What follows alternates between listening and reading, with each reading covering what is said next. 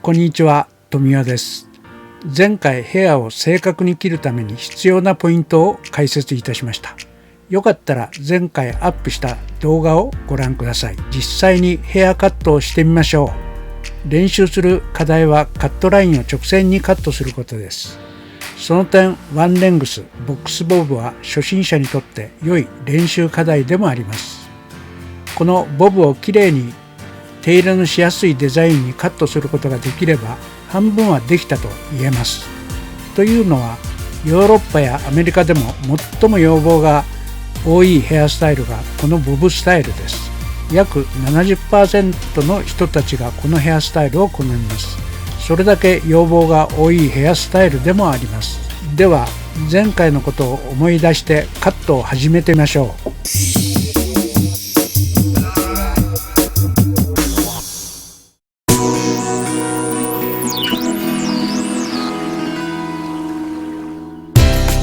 カットを始める前にまずはこれから作ろうとしているデザインをしっかりイメージしてください。顔に対しての長さやバランスなどをチェックしイメージします。ここで注意すべきことは頭が常に床に対して垂直かどうか、正確な垂直シェイプ、対してのテンションのかけ方、ハサミの入れ方、自分の立つ位置などです。ワンレングスはシンプルだからこそ難しいとも言えます。じゃあこれから実際にワンレングスをカットしていきます。誰しもが当初カットを勉強するときにワンレングスから入っていくと思います。カットの中でもワンレングスに切る、直線に切るっていうことが、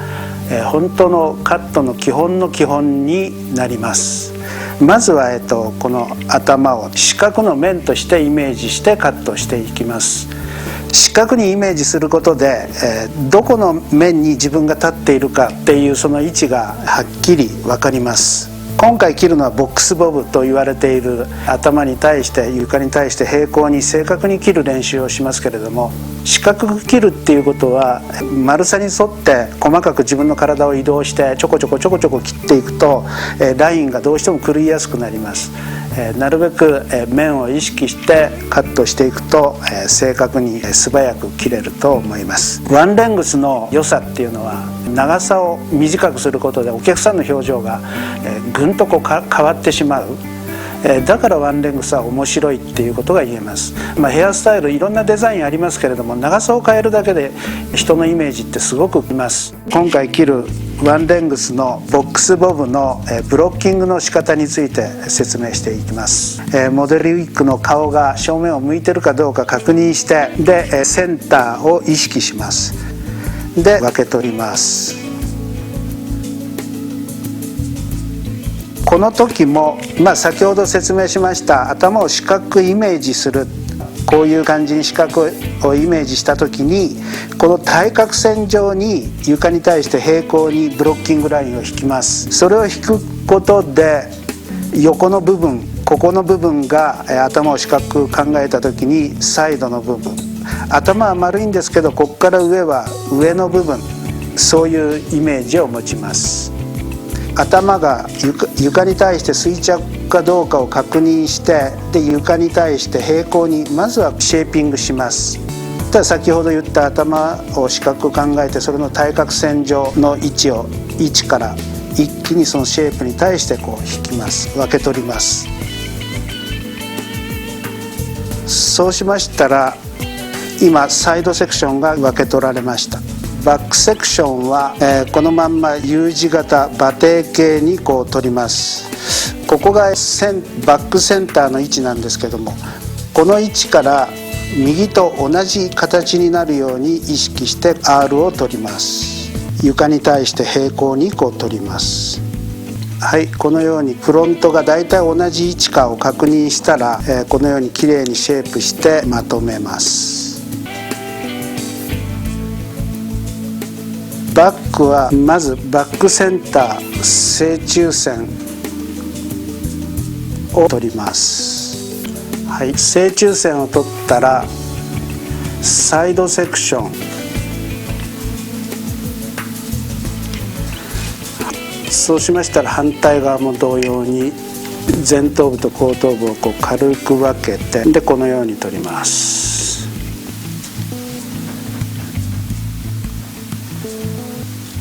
そしたらまずバックセクションを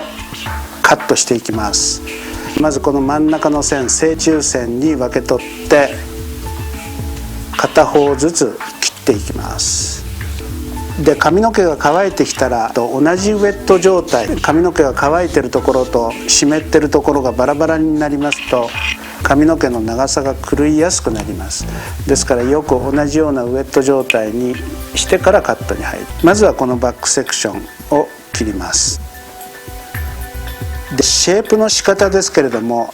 これは髪の毛が自然に落ちる位置、人間の場合には毛流があります。その毛流に沿って自然に髪の毛が落ちるところに、シェイプします。で、コームの入れ方なんですけれども、このように表面にテンションをかけてこういう入れ方をすると表面だけがテンションがかかって内側にかからないので、これだと正確に切ることができないです。ですから髪の毛が自然に落ちたい場所に沿って直角に入れてあげるような形にシェイプしていきます。カットする時はもちろんモデルの横側に回ってまず顔の長さを確認してネープの長さをどの程度に切ったら、顔に似合うかとか、またはお客さんとセッションをして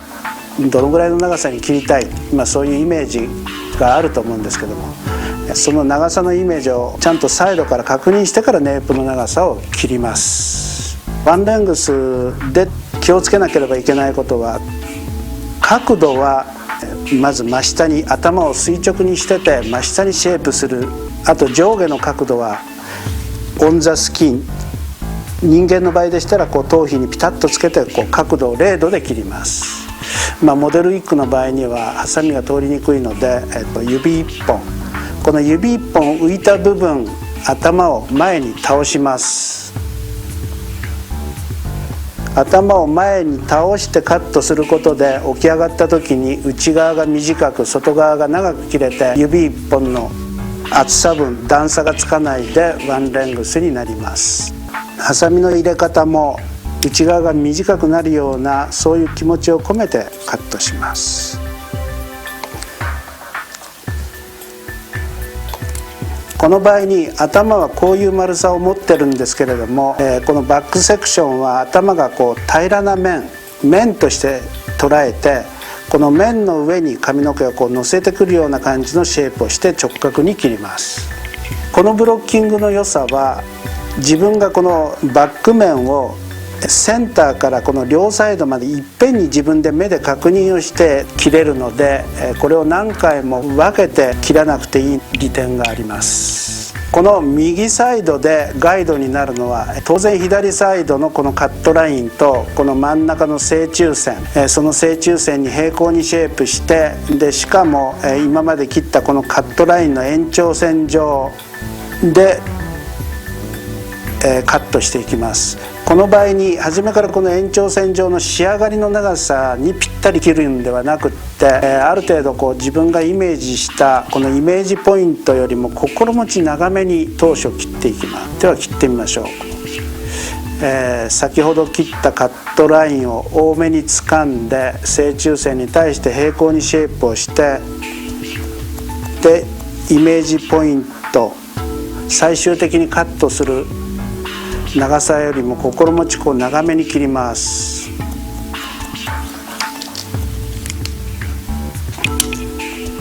はい、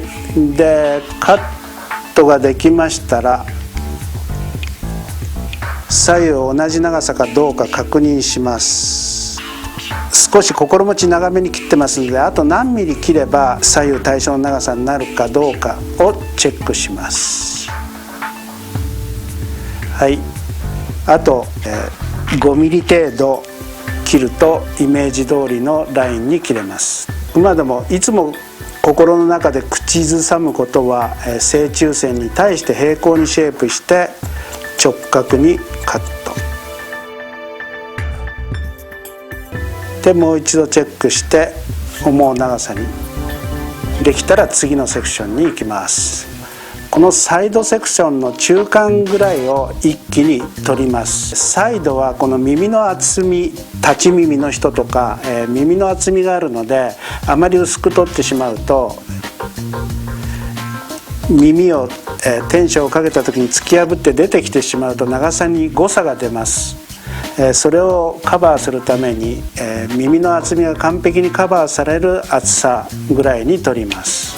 ではブロッキングしてみましょう。頭を垂直にして、まずは床に対して平行にシェイプをきちんとします。耳の厚みのカバーできる程度に一気に取ります。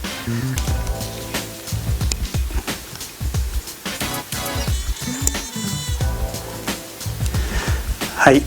このように分け取ります。バックセクションは指1本入る厚み分頭を前に倒します。はい、先ほどと同じように、正中線に対して平行にシェイプをして、で下のカットラインよりも心持ち長くなるようなイメージでカットしていきます。やはりこの時にもこの頭の丸みに沿ってこうカットしていっちゃうと前が短くなってしまうので、頭をスクエア面として捉えて、下のガイドラインに沿って切っていきます。フロントサイドセクションに入ります。フロントサイドセクションは、今までにカットしたこのカットラインがあります。このカットラインを一つの目安にこれの延長線上でカットしていきます。ただし、フロントサイドは内側にネープと違って毛がないので、その分、仕上がりが少し丸まります。顔に沿って。ですから、これの延長線上で切っていってしまうと、少し前上がりのラインに切り上がりがなってしまうので、バックセクションのカットラインの延長線上よりも心持ちほんの少しだけ前が長くなるようなイメージ、乾いた状態でちょうどスクエアになるようにこう切ります。実際は今までカットしたカットライン、それからこれからそれの延長線上でこのぐらいの長さにしよう、そのポイントをイメージポイントと言います。でこのイメージポイントに向かってこれから切ろうとしているカットラインのことをイメージラインと言います。そのイメージラインに沿って前が少しだけ長くなるようにこうカットします。はい、そしたら次のセクション、今度は、内側にカットラインができましたので、頭の丸みに沿ってきれいに、毛が自然に落ちる場所にきれいにシェイプをして、でその内側のカットラインをガイドに心持ち長めになるようなイメージでカットします。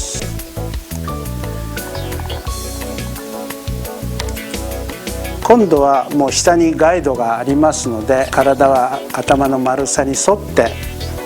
移動していっても構いません。頭の丸さに沿ってこうきれいに落ちたいところに落ちるようにきれいにシェイプをして、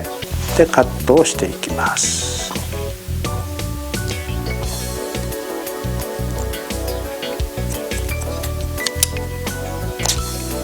はい、バックはネープに厚みがあるので指1本分頭を倒してカットします。右サイドも同様に、垂直線に対して床に対して平行にシェイプをして耳の厚みがカバーできる厚さにとってブロッキングラインを取ります。バックセクションもカットが終わった方もこれに対して平行に位置を分け取ります。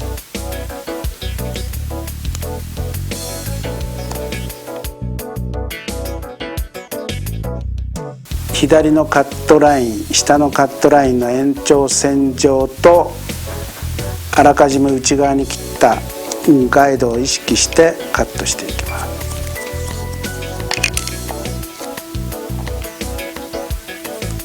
もう下にガイドがありますので心持ち長くなるようなイメージで切っていきます。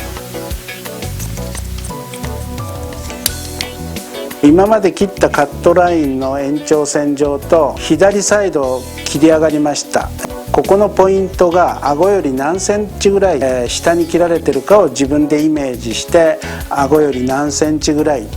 そういうイメージを抱いてイメージして、何センチぐらいの自分のイメージ、最終的仕上がりよりも心持ち長めに切ります。必ず後から切る方は自分がイメージした長さよりも心持ち長めに切る。そうすることによって後から切る方をもし短く切るとまた初め切った方を切り直さなければいけないので、こちら側のサイドも左サイドと同様にフロントからカットしていきます。下のガイドに合わせて心持ちガイドより長くなるようなイメージで切っていきます。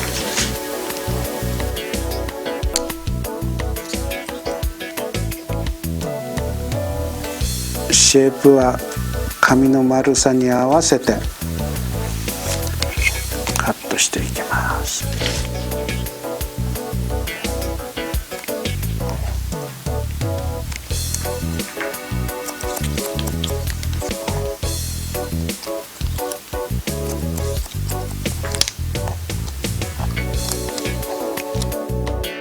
これでトップセクションを残して周りが切り上がりました。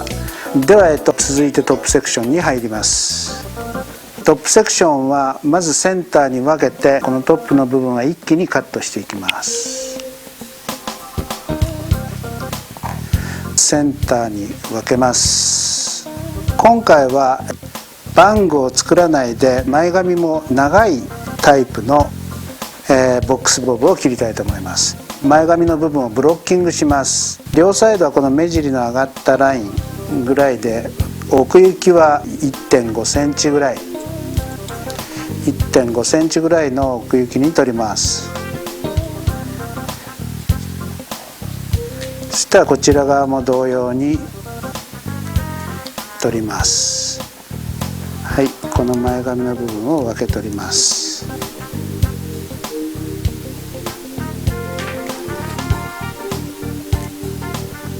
そうしましたら、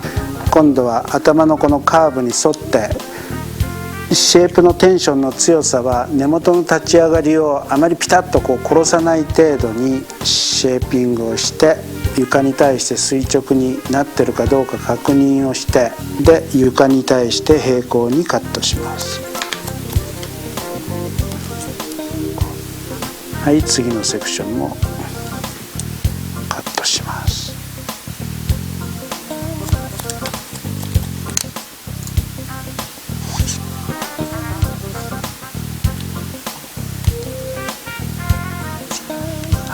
このまま、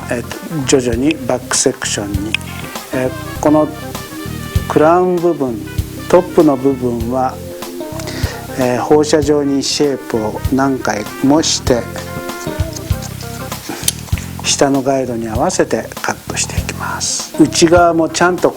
シェイプされるように、表面だけにテンションをかけるのではなく、内側も均等にテンションがかかるようにきれいにシェイプをして、下のガイドラインに合わせてこのまんま下のガイドラインに合わせてバックに向かって、バックセクションは同様に下のガイドラインに合わせてカットします。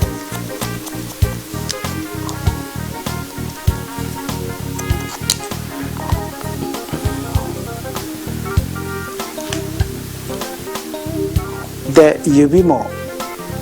軽く押さえて、でカットするようにします。ワンレングスデザインっていうのはやっぱり毛の厚みが1箇所に集まってきますので、厚みを感じるデザインです。普通人間の頭は10万本毛の本数があると言われています。10万本を例えば10等分にブロッキングして、切っていくと、1ブロックが1万本、その1万本のブロッ1ブロックを10等分にしても1つのパネルが1000本を切ることになります。ですから、1000本をいっぺんに切るわけですから、ハサミの入れ方、手の持ち方、これが非常に大切になります。このシェイプの仕方のズレとか左手の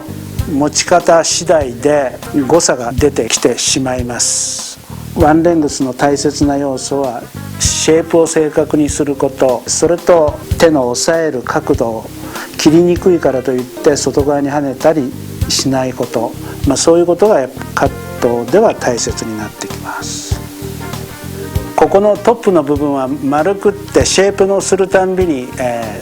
このトップセンターの毛がセンターに流れてみたり、シェイプによってはサイド方向に来てしまったり、いろんな方向に流れます。いろんな方向に流れた時に切り残しが出てくるような毛がないように、フロントセクションとバックセクションを少しフロント寄りに取りまして真後ろにシェイプします。頭を垂直かどうかを確認して垂直にシェイプをして出てくる毛、このように出てくる毛をカットします。こうカットすることでモデルさんが頭を動かした時にこの毛がどこに流れても切り残しの毛が出てこなくなります。じゃあフロントセクションに入ります。はい、センターに分け取ります。このフロントセクションはこの頭の丸みに沿ってサイドの長さに合わせてカットすると、ここでいつもキープされてればいいんですけれども、根元の方向性が変わるたんびにここの長さが誤差が生まれてきます。この場合この頭に沿ってシェイプするのではなく、サイドセクション、頭の丸みを消すぐらいの高さに一度持ち上げて、でシェイプをして、それから落とします。一度頭の丸みが意識されないようにリフトアップして、で軽く落としてきて、でサイドのガイドに合わせてカットします。両サイド1センチ幅ずつぐらいの三角形に取ります。両サイド5ミリ5ミリの1センチちょっとぐらいですか、センターに取ります。でここをそうしますと切り口が三角形になってるので、ここのところ両サイドのガイドとしてほんの少し切ります。今度はこのガイドに向かってサイドセクションと平行に切ります。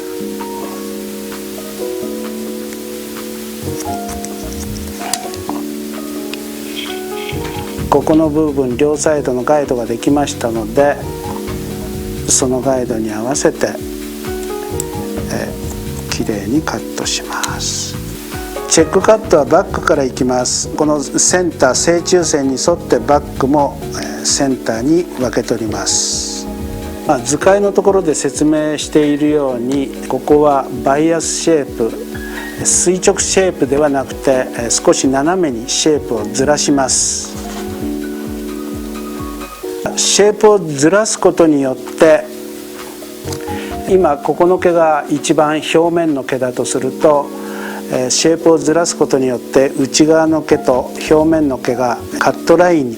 現れてきます。こうすることで内側の毛を修正カットすることができます。このバイアスシェイプのシェーピングの角度があまりいっぱいするんではなくて、10度とか15度、ほんのちょっと斜めにずらすといいと思います。今掴んでいる一番内側の毛を表面に出して、内側の毛が長く出てきたらその長いところを少しだけ切ってあげます。そうすることで内側が短く切れて外側が元の位置で誤差を修正することができます。今センターで分けてますけども、この人がもし数ミリこのラインが違った場合に長い毛が出てこないように、センターよりも1センチぐらいサイドにずらして長い毛が出てこないかチェックします。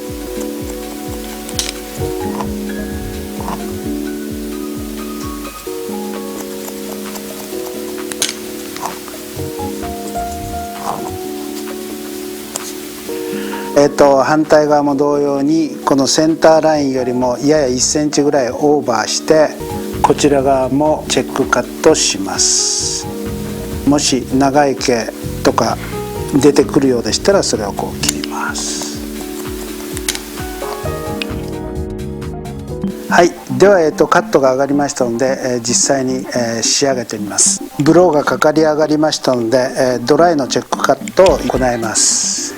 ネープのこの後ろのこの断面部分、襟足の生え方が右とサイドでは違ったり、いろいろ生え方によって若干の狂いが生じますので、その部分をこう落としていきます。頭をやや前に倒してネープの毛がより出てくるようにセットして、でコームで押さえて内側の毛をこうカットします。でこれで取りきれない部分を刃先を使ってこう細かく修正カットします。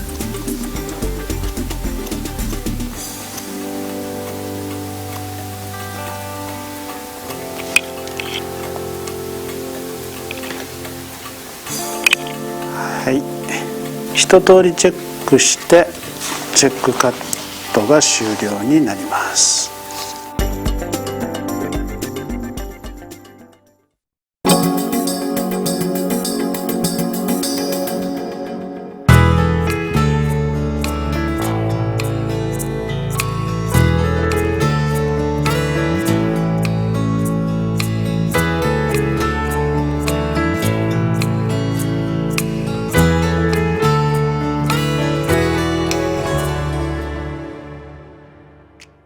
はい、ではもう一度図解で解説してみましょう。はじめに後ろから切り始めますが、最初のガイドはこのように薄く分け取ります。このスタイルを決める最初のガイドは動画でも説明した通りとても大切です。このガイドの長さを決めることでスタイルの長さが決まってしまうからです。そしてセンターラインに平行にシェイプして内側が少し短く切れるようモデルさんの顔を少し前に倒します。そして A 地点から A' 地点に向かって1枚のペーパーを切るようにカットします。なぜこのようなブロッキングが大切かというと、平行にカットするためには体の位置が頭をボックスにイメージした後ろ側で1枚のペーパーを切るようにしたいからです。はい、横から見てみます。すると耳の横の髪は後ろに引かれてカットすることになります。ですので引かれた髪が元に戻った時に段差ができてしまいます。横の髪が薄くブロッキングされることで髪は元に戻った状態でも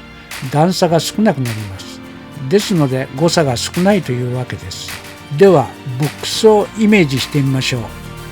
このように頭をボックスにイメージすることがすごく大切になります。もう一つ大切なことは頭が球体ということです。特に頭頂部と前髪を長くカットした部分です。なぜブロッキングしてカットしたかというと、おでこの上の部分は球体ですのでシェイプするたびに髪の毛の位置が変化します。ですのでこのゾーンをカットするときはこのようにブロッキングしてカットするとミスなく簡単にカットすることができます。この2つの球体のゾーンは髪の毛の生え方にも関係していてカットが難しいゾーンになります。またゾーンについては違う動画で説明します。はい、長くなりましたが以上になります。わからなくなったら動画を止めながらカット練習してください。ではご視聴ありがとうございます。またお会いしましょう。さようなら。